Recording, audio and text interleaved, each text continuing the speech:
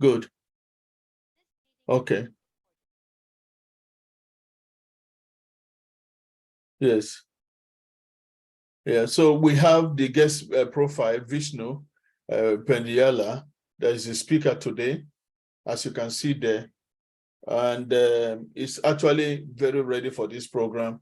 He's a seasoned technical leader and ACM distinguished speaker, chair of IEEE Computer Society, Silicon Valley chapter, USA, with over 2 decades of experience in the software industry. He received his PhD, MS, and BE in computer engineering and MBA in finance from Indian and US universities.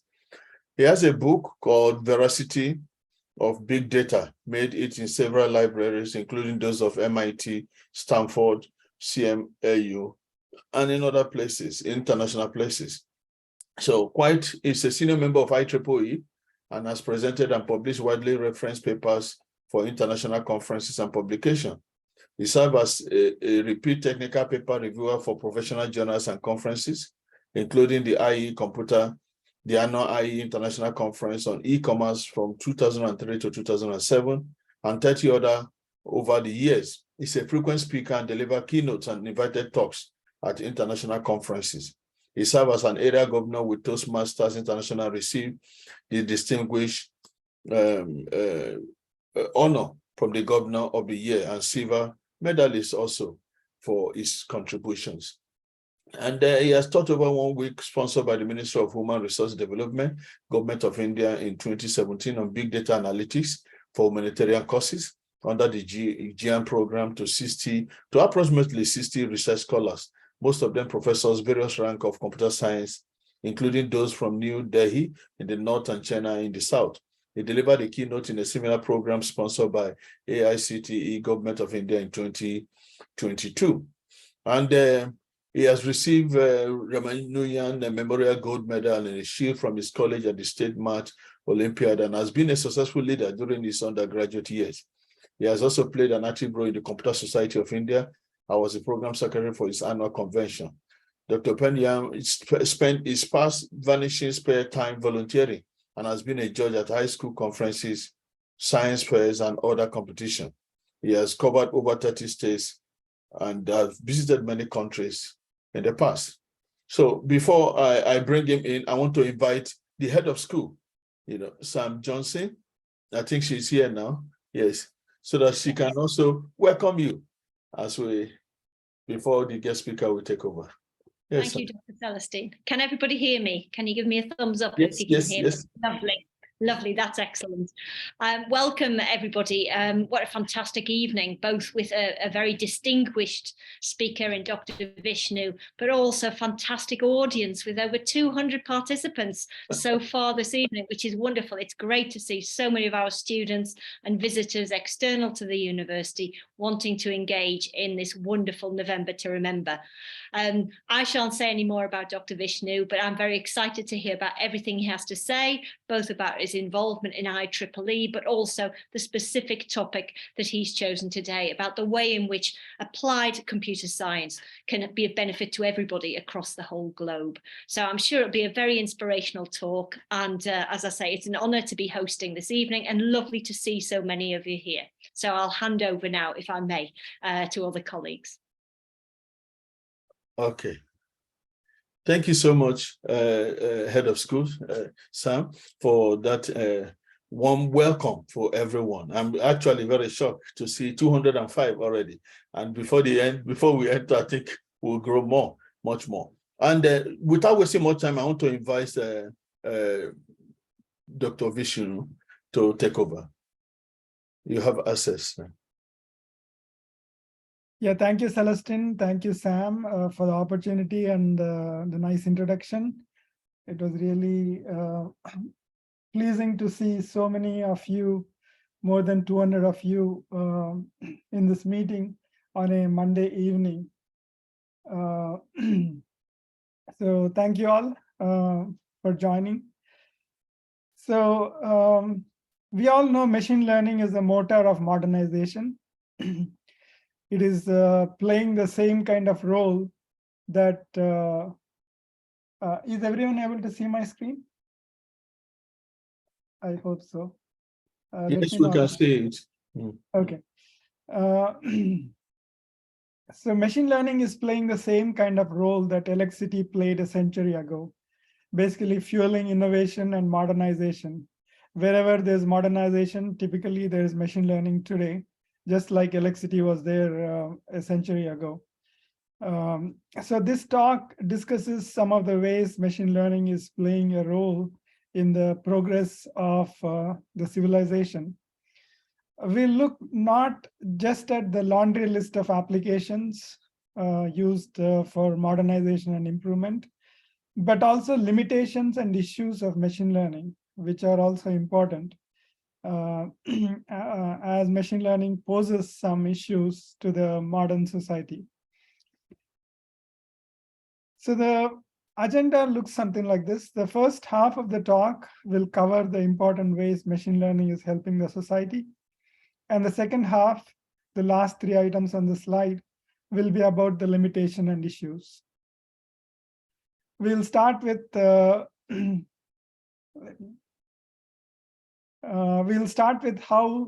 some very important decisions are taken with the help of machine learning, and look at a specific example, that of hiring based on social media. I'll present the work that we recently presented in the IEEE Big Data Service Conference, and then move on to other important domain that machine learning is helping, which is sustainability. Then we'll talk about another important problem, which is the veracity of information, mainly from the perspective of how machine learning is limited in its abilities today. Then we will also talk about law enforcement, and with law enforcement comes ethical considerations, because law enforcement has several implications, serious implications. So ethical considerations are very important. So we'll have a look at some of those ethical considerations as well.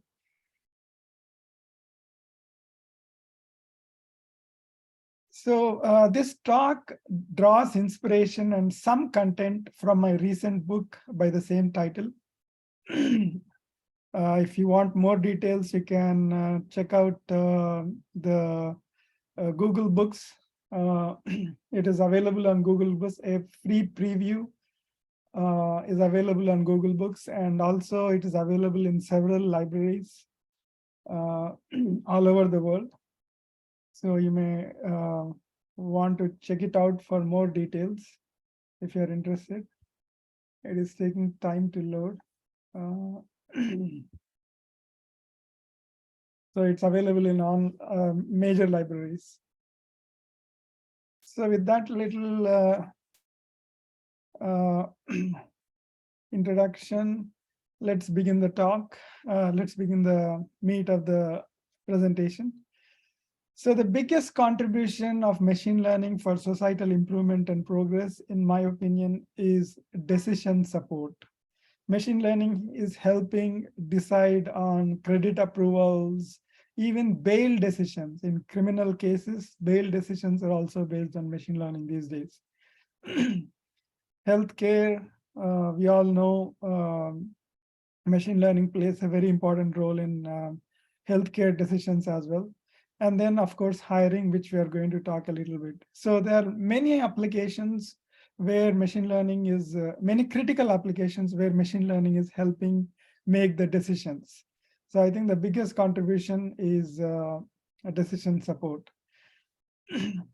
Before we proceed, let us quickly understand how machine learning works in a typical scenario.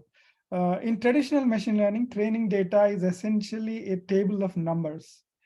Rows are instances. They could be people, customers, emails, tweets, homes, pixels, and other such items.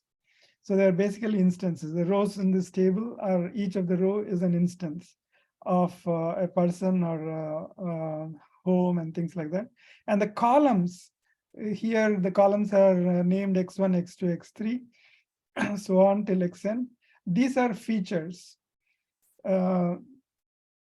So these features belong to the instances, the rows. So they could be If it is people, then it could be age, gender, and so on.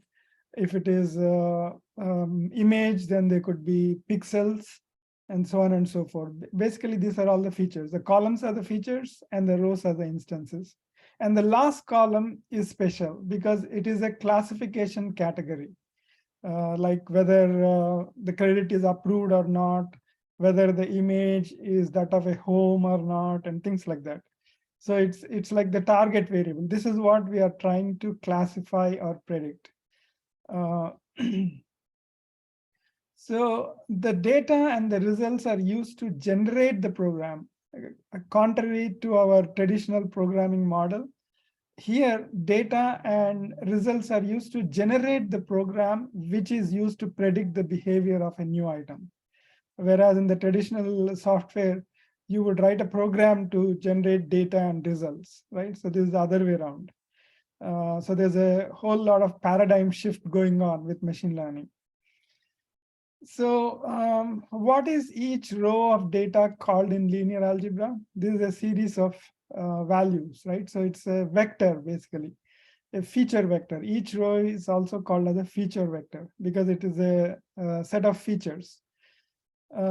And what is the other interpretation of a vector? A vector is can be interpreted as a point with magnitude and direction.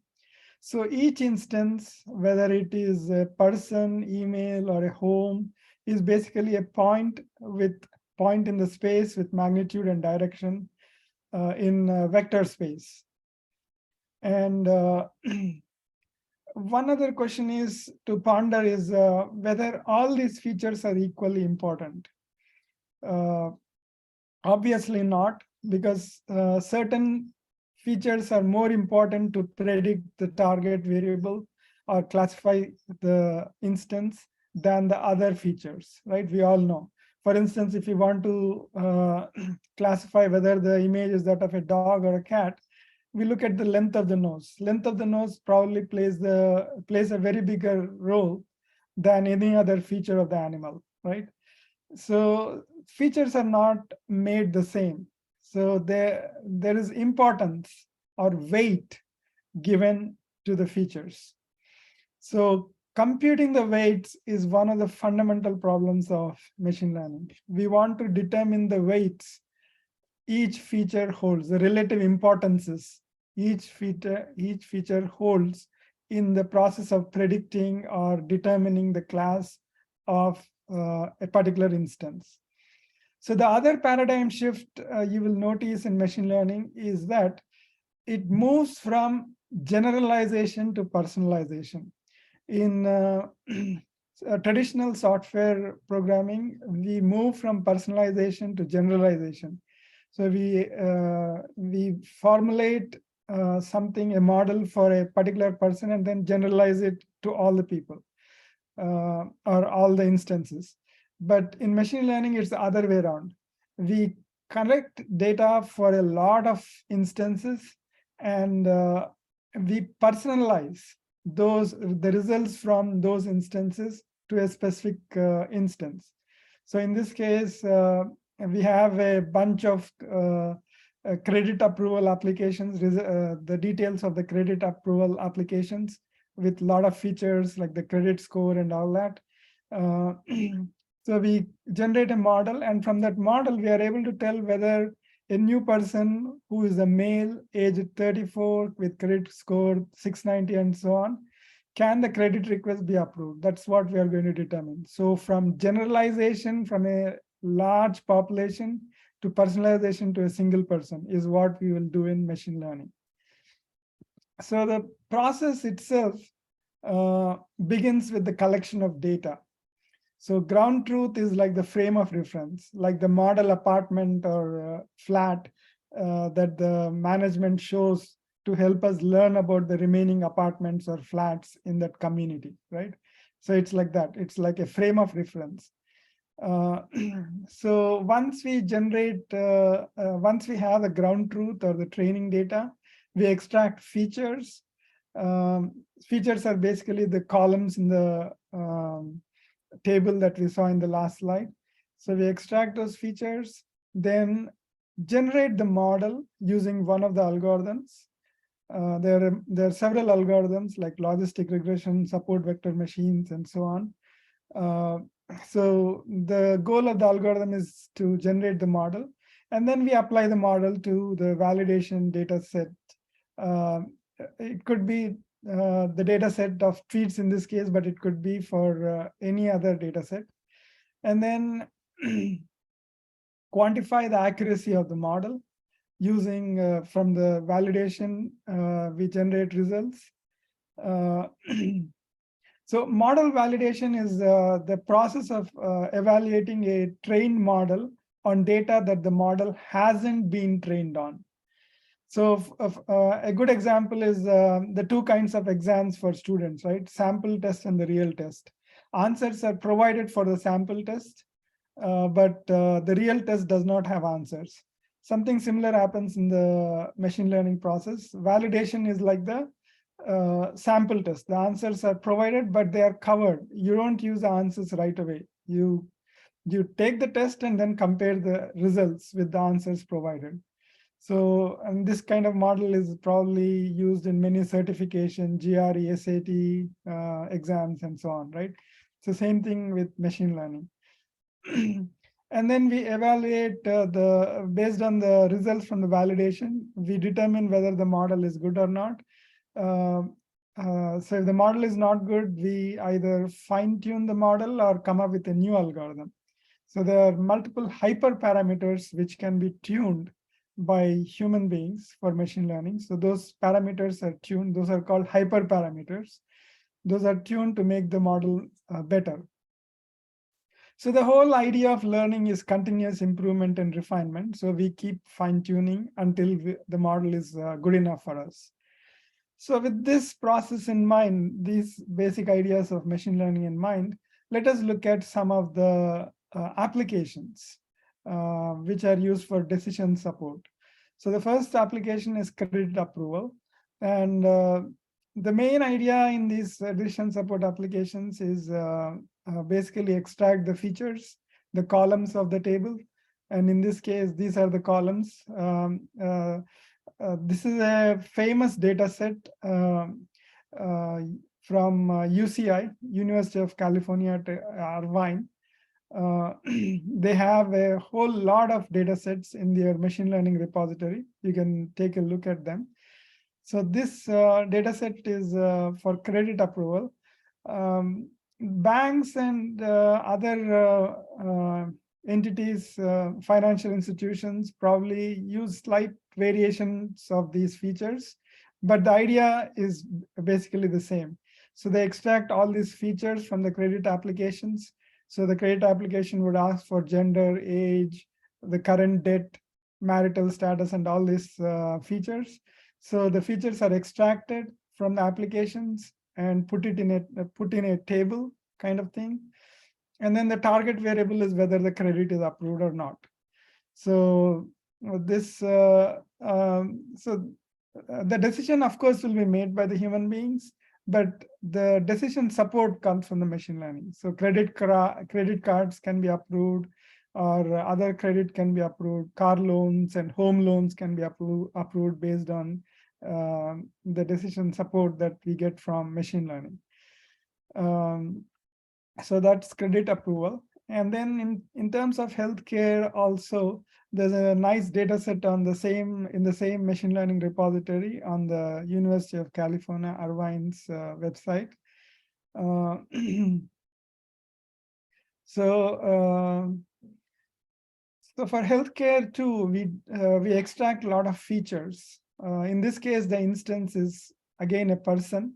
So we extract again features like the age, the gender, the chest pain type, whether the person has angina or some other kind of chest pain, the blood pressure, cholesterol, and all those parameters we extract from the medical records, and then again come up with a table like we saw in one of the first slides. These are the columns in the table, and based on the columns, the machine learning model helps physicians decide whether to start treatment for heart disease. right? So a few years back, probably even now, some physicians prefer starting aspirin for heart patients. So these kind of decisions are best made with the use of machine learning. Actually, there are many such decision support applications which are possible. We just need to extract these kind of features and then apply one of the algorithms to determine the weights for these features. And based on the weights, we compute the classification or the prediction for the target variable. So we'll not go into a lot of such applications because it's the same thing. We are going to extract the features, apply algorithm, generate model, and apply that model to a new instance of data. But we are going to take a look at hiring as an example, because you're all from the university and maybe hiring might be on top of your minds because that's what you're going to start when, or rather you'll be in the market for the jobs after graduation. So let's look at hiring, and particularly with respect to social media profiles. We know that many companies look up social media before hiring. So why not automate the process using machine learning to generate insights from the social media profiles to save hiring time? So recruiters, hiring managers are really busy. They get thousands of applications, right? Particularly for the software jobs, there are thousands who apply. So we want to reduce the time, the manual intervention time in the process of hiring. So last August, actually a couple of months back, there was this conference that happened in the San Francisco Bay Area, IEEE Big Data Service. So we proposed this model with this project in that conference using machine learning for hiring that is supported by social media. So the motivation is basically resume can be camouflaged, right? A lot of resumes don't show the real picture. They can be camouflaged, but it is still an important component of an applicant's profile. But social media posts, on the other hand, are spontaneous. You don't put a lot of thought when posting stuff on social media. It's a lot more spontaneous and often reveal the intrinsic nature of the applicant more than probably the resume or cover letter. And sorry, I'm just recovering from COVID, so my throat is still not up to the mark. So I may have to cough a little bit sometimes. So the other leading motivating factor is that natural language comprehension, not natural language understanding using deep learning, is a lot more reliable. It is production quality today. And the other thing is soft skills and mental state are increasingly playing a bigger role in an employee's performance, right? I mean, these days we are seeing the mental health crisis, particularly in the US. There's a mental health crisis going on. And mental state is an important factor to determine. Sometimes social media reveals more clues about the applicant's personality and the mental state than even references. I mean, references are sometimes very soft, very polite, I would think, when talking about the candidates for the jobs, right? But social media is a lot more revealing in that sense. So why not understand the social media profile posts in addition to the resume and interviews and other processes to predict the suitability of a job applicant? Companies are already doing this. I mean, whether it's ethical or not is a different question, but companies are anyway doing this. So why not automate this? So these thoughts led us to the framework in the next slide. The uniqueness of this proposal is the focus on social media, which can give a more comprehensive insight into one's personality than probably even resume and references. So, so this is the model that we proposed. The data set essentially contains thousands of LinkedIn profiles with an employability score already assigned. The LinkedIn profiles are already converted to numbers using label encoding, one-hot encoding, and so on. And the regression models are trained on this data set in order to be able to predict the employability score for a new applicant given their LinkedIn profile. So remember, we go from generalization to personalization. We extract a lot of insights from a whole lot of LinkedIn profiles and apply the model, the insights, to one particular candidate's LinkedIn profile. So that's what is done in machine learning, from generalization to personalization. So we generate an employability score for this particular person based on his or her LinkedIn profile using regression models like support vector regression, multiple linear regression, KNN regression, regression trees. There are so many other regression models that can be used. So we use these models to predict the employability score of a new applicant. The other inputs to our hiring system are the resume and job description. So these are in natural language, typically English. So therefore, the next component of the system is a language model, which converts words and documents to meaningful numbers. There are a number of ways you can convert words and documents into numbers, right? Because for machine learning to work, everything has to be in numbers.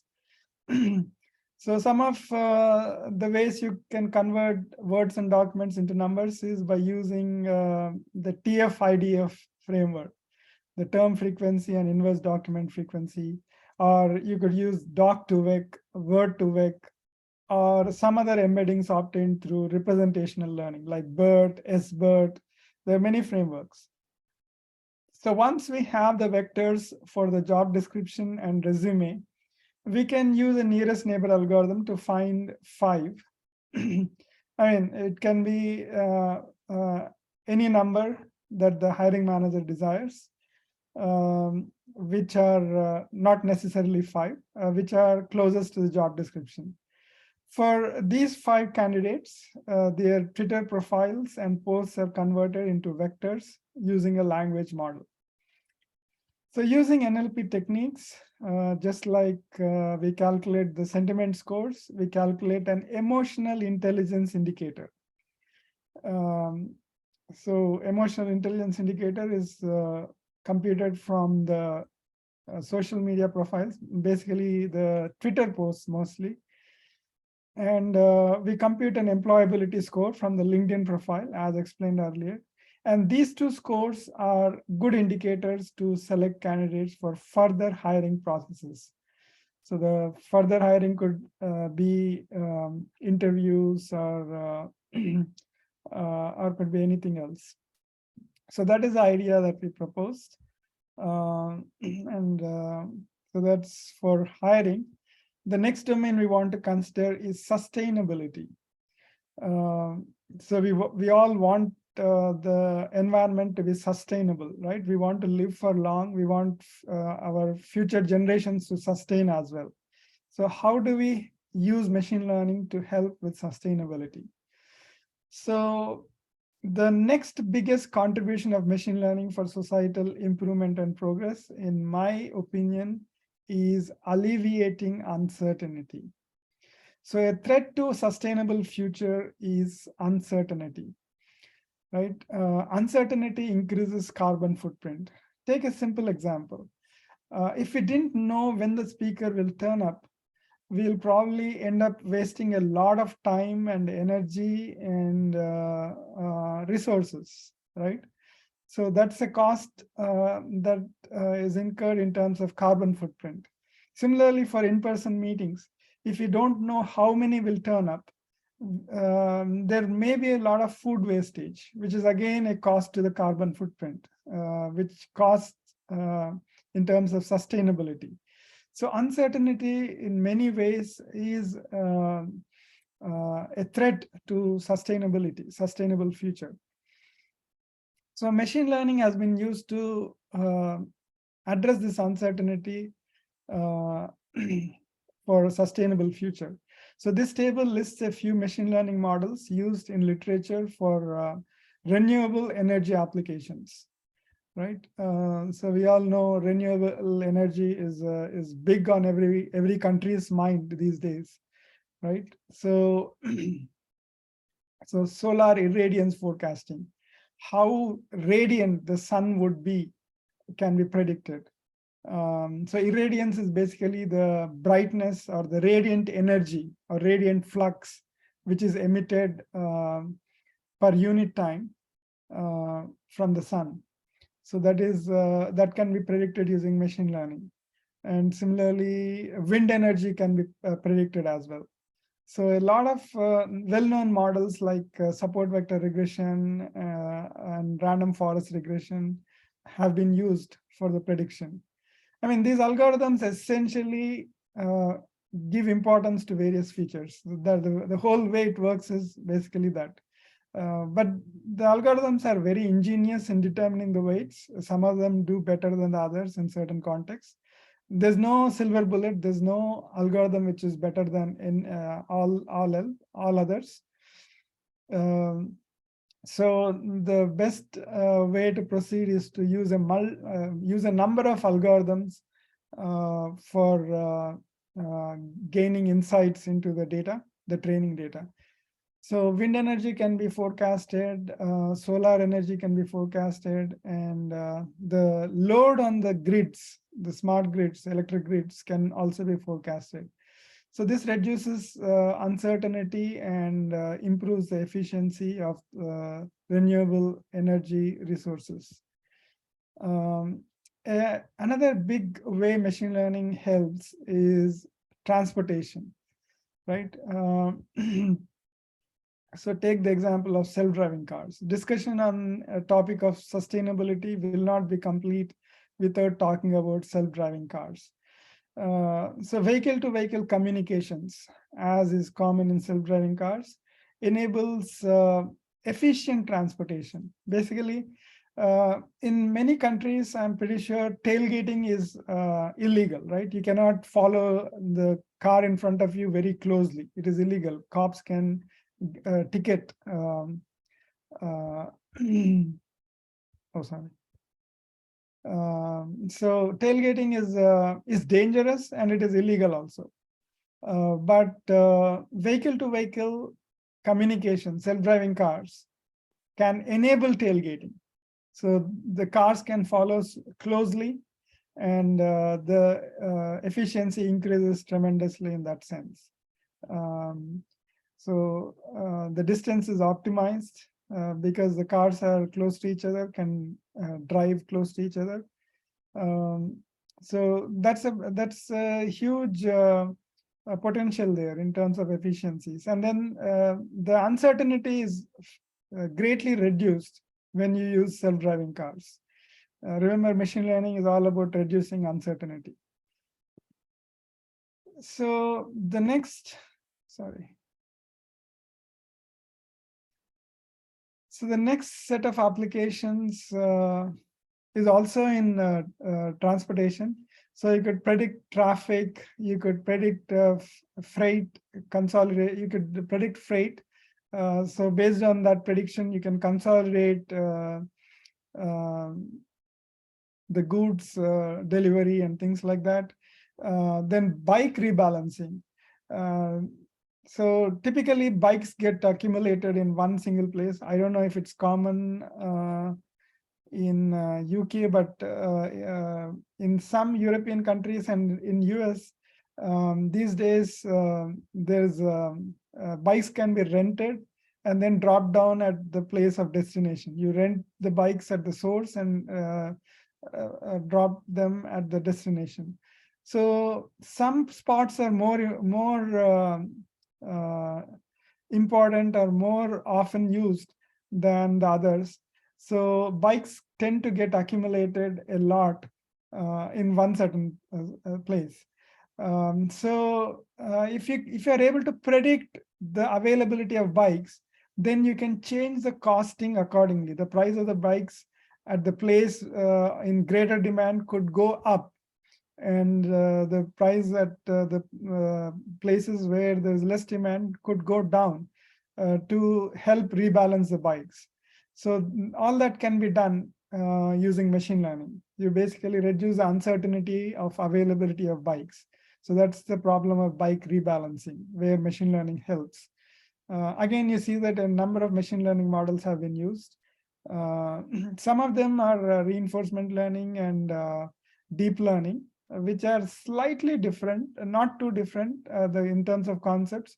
But in deep learning, the features are automatically generated. You don't have to do feature extraction, put the numbers in the columns and all that.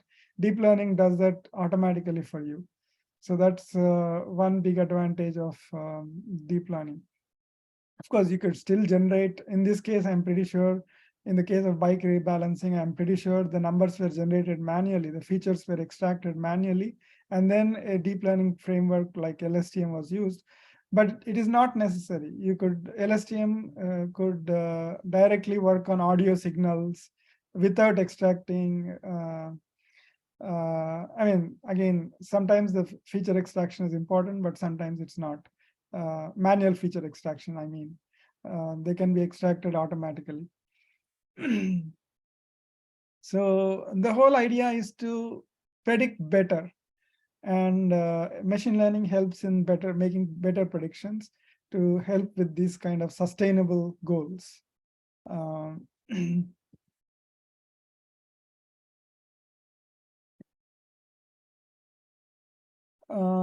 So in terms of electric grid management also, and particularly the vehicle to grid unit, vehicle to grid kind of applications, machine learning helps again in terms of better predictions.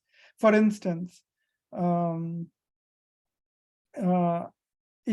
learning can suggest electric grid upgrades with predictive maintenance. So it can tell when the electric grid can go bad, and then help with predictive maintenance. That's a huge savings, right?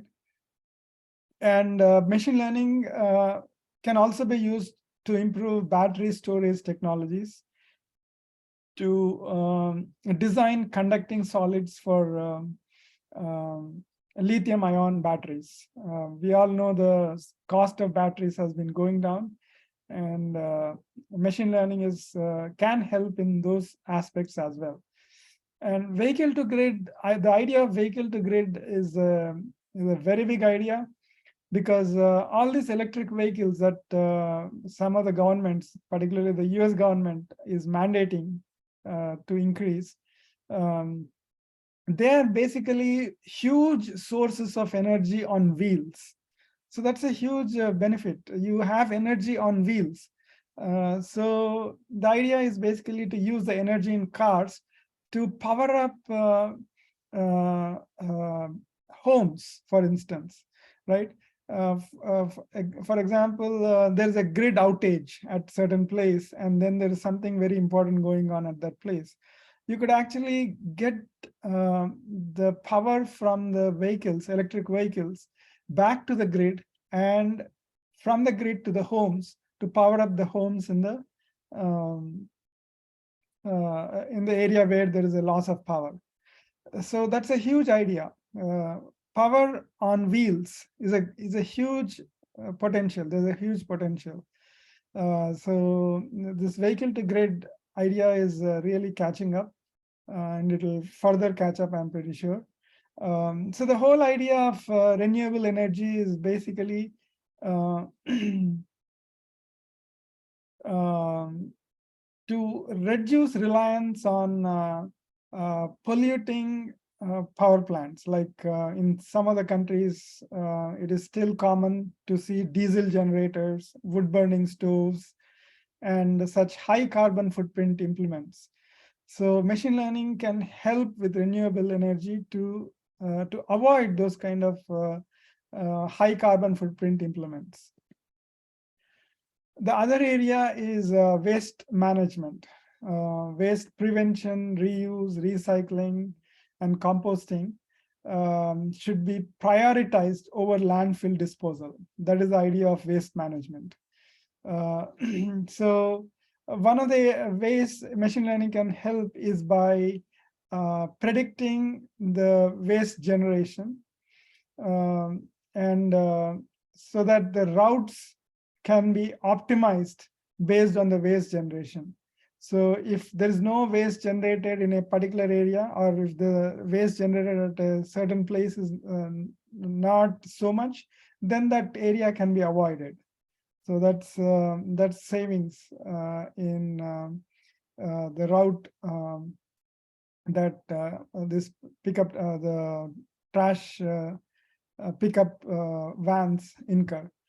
Right. The other area where machine learning can help is in the classification of waste. So in many counties or many cities, when a hazardous waste is managed as non-hazardous waste, entities can be fined heavily.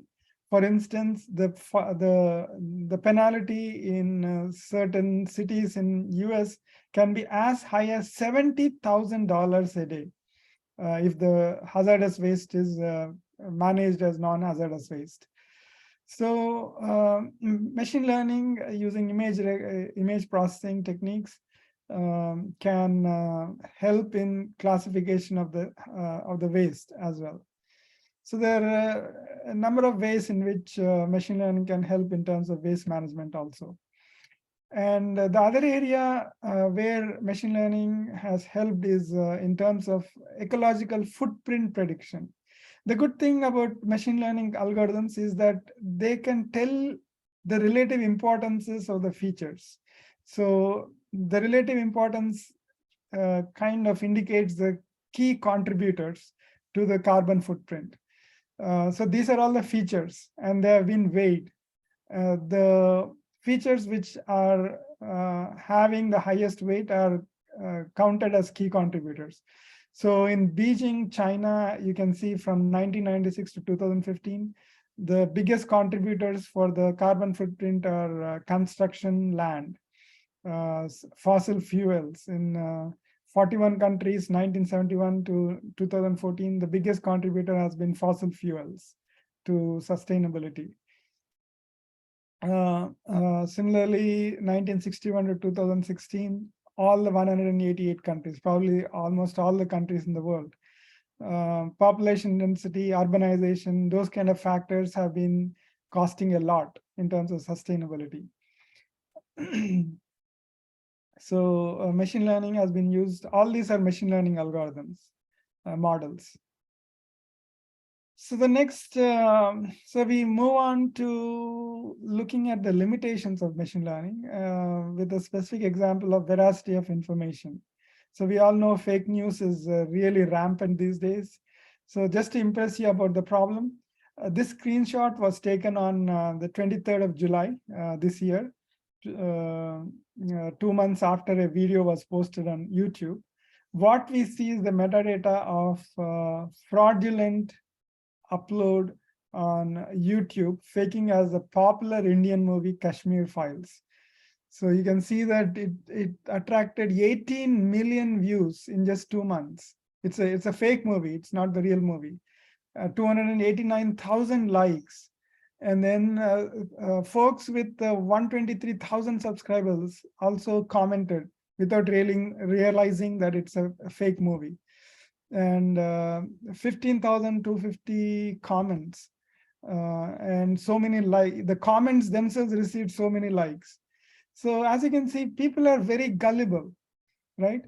So this Google search for fake news was done on the same day, 23rd of July, and it resulted in 81.5 million results, 81.5 million results when you search for fake news.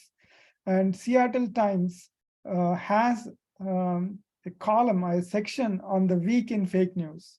So it has become a part of the newspaper. So that is the extent of fake news, how rampant the fake news are.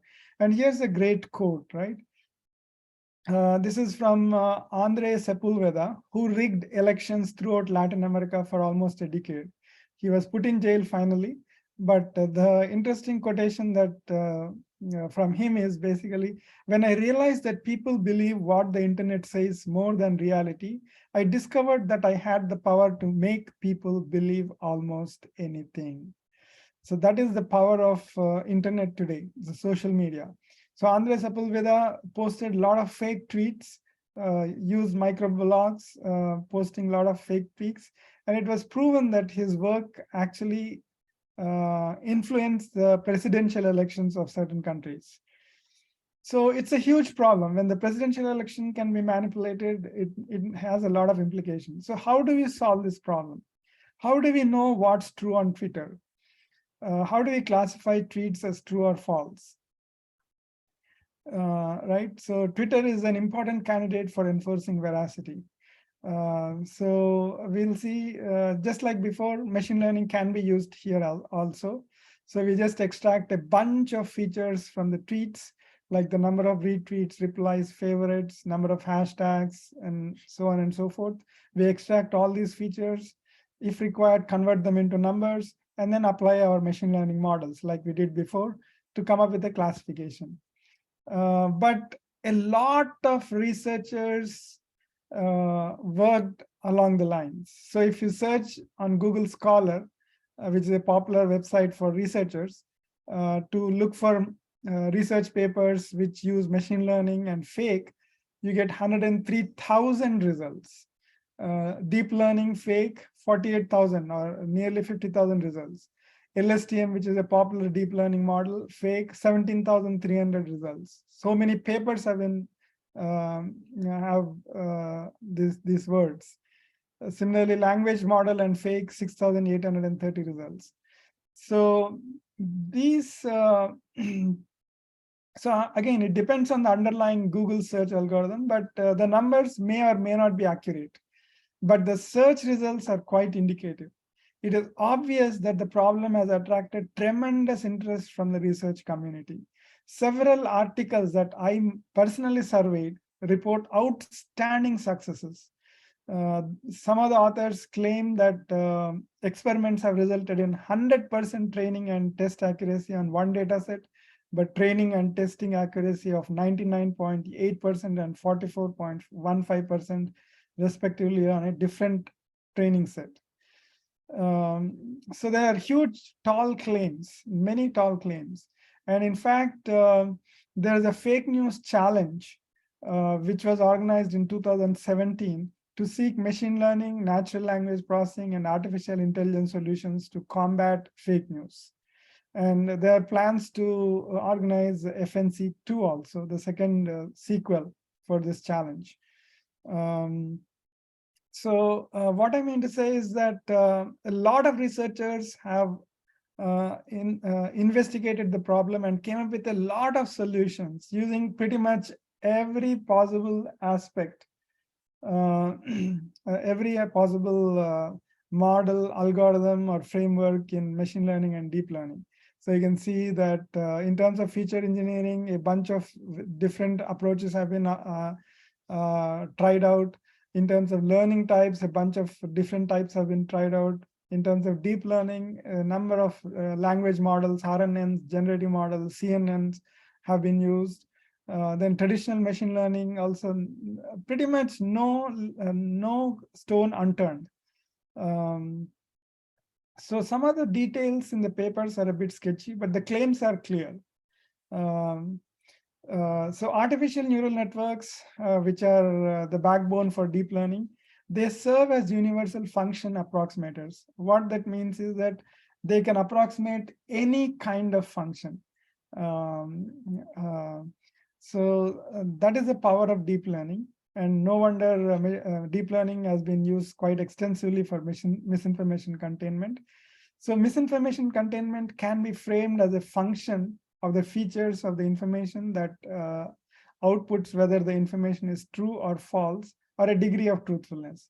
So artificial neural networks can approximate this function. So that is the idea. So in spite of all this research, why is the problem still unsolved? See, July 23rd, we saw 85 million research results for fake news. So why is so it shows that the problem is largely unsolved. So why is it unsolved? So to understand the reasons why all the research hasn't been successful, there is a need to understand the nature of misinformation.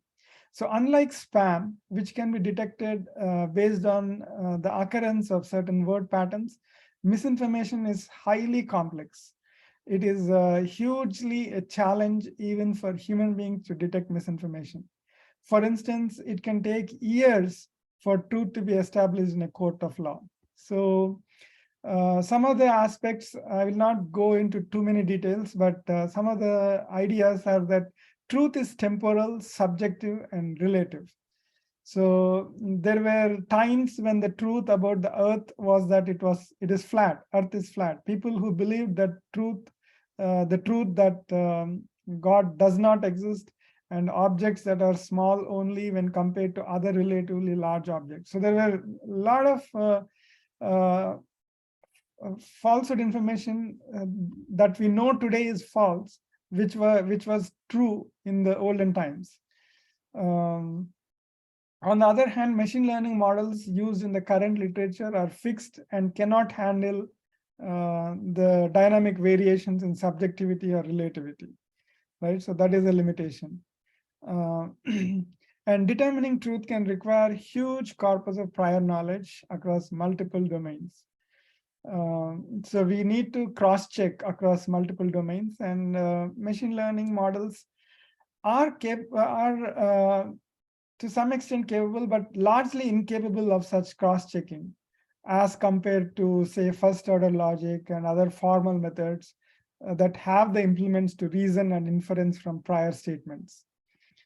And truth can evade feature engineering. The same source of information with their features intact can produce conflicting statements. For instance, there are several cases where a user on Twitter posted conflicting tweets. So merely extracting the features, whether manually engineered or automatically generated by the hidden layers via deep learning, are unlikely to flag the misinformation. So there's also a lot of ingenuity in camouflaging misinformation. So misinformation is often seamlessly interwoven with the truth in ingenious ways. So even the intent and purport can sound genuine. So latent space mapping and self-supervised learning approaches can help only to some extent, but are not always accurate or exhaustive. And then the models have their own limitations. For instance, the recurrent neural networks, convolutional neural networks, and other language models that are often used for natural language understanding cannot capture long-term dependencies in large texts. Even the latest transformer-based models like BERT are only good for 512 tokens in the text, and some efforts have been made to increase it to 2048 tokens. So there are limitations. So the bottom line is there's no silver bullet. So there's no single do-it-all solution. Misinformation is manifested in many modalities and forms, and as we can see, machine learning isn't fully adequate. I mean, it hasn't solved the problem fully adequately. So here's a news item from New York Times. Existing AI systems that have been built to comprehend news accounts are extremely limited, lacking a robust mechanism for drawing inferences or a way of connecting to a body of broader knowledge. So that summarizes the issue. The bottom line is solutions must go beyond the traditional dataset collection, train, validate, and test cycles. So, so with that said, let us move on to another important domain, the law enforcement. So the presence of machine learning in law enforcement can be understood by the number of AI-related bills in the United States with time. This is a plot of the number of AI-related bills in the United States with time. So as you can see, it has been shooting up linearly in the recent past. So and this is a chart I obtained from Stanford University's website. It talks about the state of AI in 9 charts. This is one of the charts. So as you can see, the government is, or the Congress is increasingly interested in machine learning. I mean, these days, artificial intelligence and machine learning are used pretty much synonymously. A couple of decades back, machine learning was just a small part of AI, but now they are used synonymously. Right. So that's so the number of bills, the number of legislations is steeply increasing. So one example is in law enforcement is the COMPAS, which stands for Correctional Offender Management Profiling for Alternate Sanctions. So this COMPAS data site is used to measure the chances of an accused person to repeat the offense, repeat another offense, right? So that metric is used by the judges, by the courts, by the police as well, for various reasons. So again, the process is same. We extract a number of features about these accused, and then we apply a machine learning model to generate insights and apply those insights on a new individual. So the idea is basically the same, but there's a problem. We'll talk about the problem a little later. So this is a video which that these systems are just encoding human bias. The historical overpolicing of minority communities has led to a disproportionate number of crimes being recorded by the police in those locations. Overpolicing, historical overpolicing, is then passed through the algorithm to justify the future overpolicing of those same communities. Basically, LUM says algorithms based on past human decisions are not impartial. Officers will find crime where they're looking for it. So you can watch the video later, but you get the idea from there. Machine learning is increasingly being used in the law enforcement areas. Accusations of bias in the criminal. So let us look at the ethical consideration. Given that machine learning and artificial intelligence are being increasingly used for important decisions, ethics play a big role there. So there's a call for fairness, explainability, and accountability of machine learning models. I mean, these are some of the things that we expect when such decisions are made, right? Such critical decisions are made. So the essential idea is how differently the protected classes play a role in the prediction of the target variable, the classification or the prediction of the target variable. So some of the classes we know are protected, right? And by law, some of the classes are protected. Like, for instance, race is a protected class. Similarly, gender, age, these are all protected classes. So how do these protected classes play a role in predicting whether the person is going to be a repeat offender, right? It's an important thing. So those are some of the considerations we are going to look at. So these are a couple of news items related to COMPAS. So as you can see, MIT Technology Review says that AI is sending people to jail and getting it wrong. So I can click on this and show you the news item itself. So it's an article from 2019 with a lot of ads and stuff like that. We don't want these ads, but you get the idea, right? So there are multiple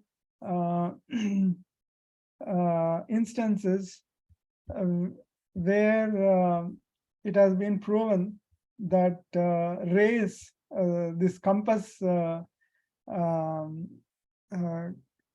the algorithm which uses compass is biased towards against certain races and in favor of certain races. So this news article tells you that.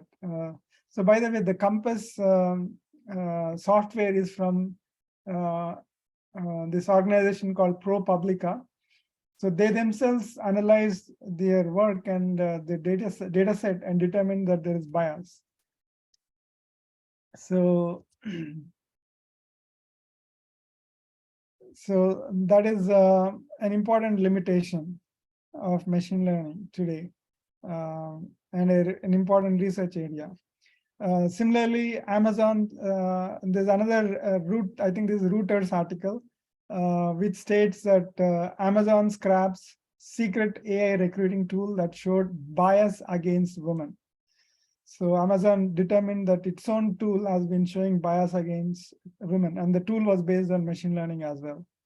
So that's an example from hiring. So you can see the Reuters article here. So these are all the plots for various data items. Anyway, we'll not spend a whole lot of time on that. You can take a look later. So that's with hiring. And then social media. This article from New York Times says that Facebook apologizes after AI puts primates label on video of black men. So there's an unacceptable error. We all know that, and Facebook fortunately acknowledged it. So this was published in 2021, September 3rd, 2021. So this is an article from New York Times. And another article, Google mistakenly tags black people as gorillas, showing limits of algorithms. So the Wall Street Journal. So, sorry. So that's the Wall Street Journal article. We'll not, in the interest of time, I think I'm slightly over the time, so I will not spend a whole lot of time on that, but you can take a look later. So in summary, machine learning is a great tool for societal improvement, progress, and modernization, but not without limitations. And what does that tell us? University academia folks, there's plenty of potential for research and improvements. So with that, I would like to thank the organizers of this talk, and this work would not have been possible if it was not for my students who do the experiments, particularly with respect to the hiring project. The experiments were all done by my students. My sincere thanks to Celestine for inviting me, and for University of Bolton for this event. Please feel free to contact me. I am generally searchable on the internet. I have a website on the San Jose State University website. So you are welcome to collaborate with me as well on these or any other projects. The details are on the website, and I'm open to any questions. Thank you, Dr. Pendyala. It was a very nice speech with great topic and helpful information. Thank you, other people, to join us and come into this session of November to Remember. My name is Shireen, and I want to say thank you for all of you. Now I think we have time to answer your question. Please feel free to write your question in the chat box, or please raise your hand. My co-host Maria is there for redirecting you and answering your question. Hi, Maria.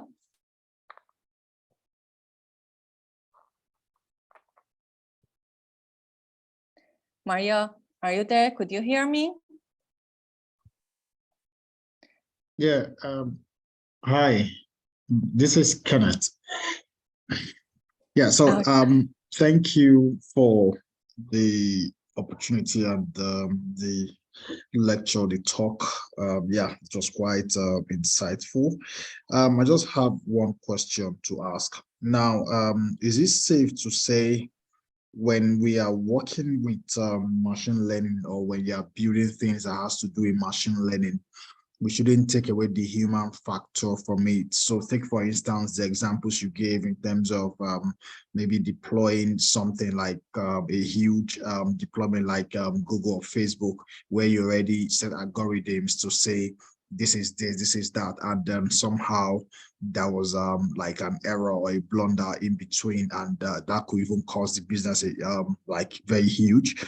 So can we safely say when you are doing things that has to do with machine learning, we'll still have to have humans try to like intervene in between it? Or is there a possibility of building a complete solution that would require very less or no human intervention at all within it? Yeah, that's a very good question, actually. Human in the loop is a very important concept in artificial intelligence. Involving humans certainly will help, but there's a huge cost to it, right? So that is the problem. The problem is that there is a cost to employing humans. But I think, like you mentioned, it is kind of important. It is a disaster when machine learning makes these kind of mistakes. So yeah, definitely human intervention is probably still the need of the hour, human in the loop. But hopefully with time and research, I think machine learning should become much better. You would have seen a lot of interest in the fairness aspects of machine learning in the recent past. So hopefully it will be addressed pretty soon. Thanks for the question. Thank you. Ikenna, please ask your question. Hello, good evening, Doctor. Good evening. Thank you for the lecture. I'm concerned regarding the free speech, or the speech aspect, wherein it is said that if as speech can be used to corrupt mass media or social media as it stands now, can be used, fake news, the issue of fake news. So I don't know if there's any direct solution you proposed or that was proposed in this lecture, because I'm also afraid of the other end of the spectrum, wherein because of we fear fake news, we are restricting news, and we now begin to restrict even news that is not fake. Because take, for instance, a certain government feels that certain scenarios does not support them, and they work with these social media companies. Can they use it to restrict the free speech of their citizens? So is there any solution that was proposed? If there was a solution, I didn't quite get it. And you know, that's a fear. What if we begin to restrict free speech because we are trying to restrict fake news? And how can machine learning help in this regard? Or should it be involved at all? Thank you.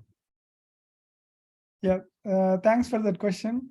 So like I showed in this slide, there are so many solutions, machine learning based solutions for controlling, for at least classifying misinformation. And we all know they report a huge success in the paper, in the research, but when it comes to practice, we all know that it hasn't been all that successful. So you are right that we should not be restricting the true information. So that is a cost. The false positives is a huge cost, right? So these models that have been proposed so far haven't been effective in controlling the false positives, looks like. So that is the reason why we still are suffering from this problem of fake news. But I certainly agree that this cost of false positives has had a tremendous effect on the real news, real genuine news. Like we all know, WhatsApp limits the number of forwards that can be made. So that's not really a solution, right? Because some of the forwards could be really valuable, very useful, particularly in times of pandemic and panic situations.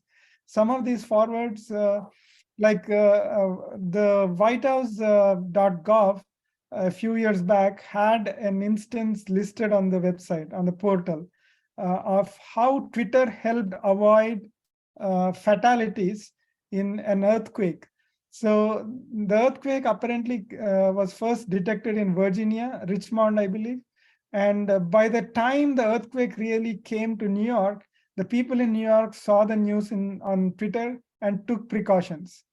So that is the power of social media. Unfortunately, because of the fake news, such useful news is also getting blocked sometimes.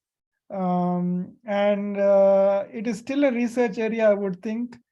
There's no perfect solution yet, but hopefully with time we will be able to find some solution. May not be perfect because we saw the nature of truth, right? Nature of truth and the problem of misinformation. It is very complex. So a perfect solution may not be possible, at least somewhat perfect solution could be possible in the near future. We just have to wait for it. I hope that answers it. Thank you, Dr. Pendyala. There's two other questions. Maria, could you please read the question? Okay, can you hear me now?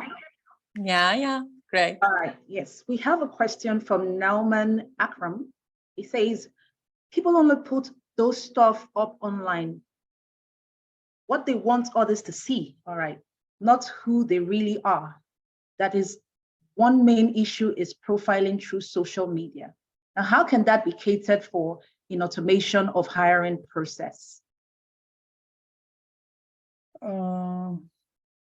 Sorry, I probably did not get. Okay, let me rephrase it. He's asking that people put in a lot of fake things online, you know, things that do not really represent who they really are, especially in the hiring process. How can we now cater for that, you know, when machine learning is used to automate that process? How do we sieve out what is real and what is not? I believe that is what he's asking. Yeah, that's a good question. Actually, in the context of hiring, that matters a lot, right? Yeah, that's a very good question. So that is again a research problem to be solved, I would think. In terms of ethical considerations and in terms of technological considerations, I think it is still a research question. If we solve the problem of misinformation, then probably it's much more simpler, right? If misinformation is contained on social media and we are kind of assured, suppose Twitter says that this tweet could be 80% true. If it quantified the belief in the tweet by a metric, then it might be much more valuable. So the problem should first, the problem that we need to address first is the misinformation containment. And if that is addressed, I think the other problem where social media is used for important decisions becomes a little easier to solve. Okay, so another question from Ali Agbola says, my question relates to what Kenneth had asked the question earlier. What Kenneth asked says, there are a lot of decision support systems being built. Do you think these systems would remain support systems? So do you think the systems will remain support systems or will they be final decisions? Is that the question? Yes, I believe that is what he's asking. Yeah, I think humans would, I mean, it is in humans' own interest, human beings' own interest that we retain the control, right? The final control should still be with humans, particularly with respect to important decisions like in criminal cases where bail decisions are made. It is dangerous to completely give the control to machine learning algorithms because we know machine learning is only an approximate solution, right? The deep learning framework, artificial neural networks is just a universal function approximator. It's not, it cannot be equivalent to the function. So we can, achieving 100% accuracy is a tremendous feat for machine learning. So relying on machine learning entirely for those kind of decisions, like criminal cases, is really very dangerous. So I'm pretty sure that humans will retain the control over such important decisions, and machine learning will continue to support those decisions using the models. Okay, thank you, sir, for that answer. There's a question from Madashiru Lamidi. He says, my question is basically on ethics. It says there are a number of times when people were sentenced to jail mistakenly, maybe from improper investigation or negligence from the judge. Now, this is an ethical issue already. And now, if we are to use this model in machine learning to court justice, where machines can actually check an accused profile and fit the model with every state or federal law in place and make unbiased judgments. So how do we create models that are free from any defects of ethics in all ramifications? Can we say machines can give people 100% customer satisfaction? Yeah, that's a very good question also. The whole idea of introducing this compass that we talked earlier was to remove human bias. People realize that there is human bias in making judgments. So the whole reason for using compass was to avoid that human bias. But interestingly, I mean, these guys, ProPublica, they came up with this compass to remove human bias, and interestingly, they themselves introduced human bias. Like a local newspaper in San Jose, where I live, a few years back carried a detailed article on how accused were made to agree to, what is it called? Agree to committing the crime. I forgot the legal term, but plead guilty. So accused were made to plead guilty based on the race. There was a race factor also involved there. So there were a number of court cases that were detailed in that newspaper, in the investigative article in the newspaper.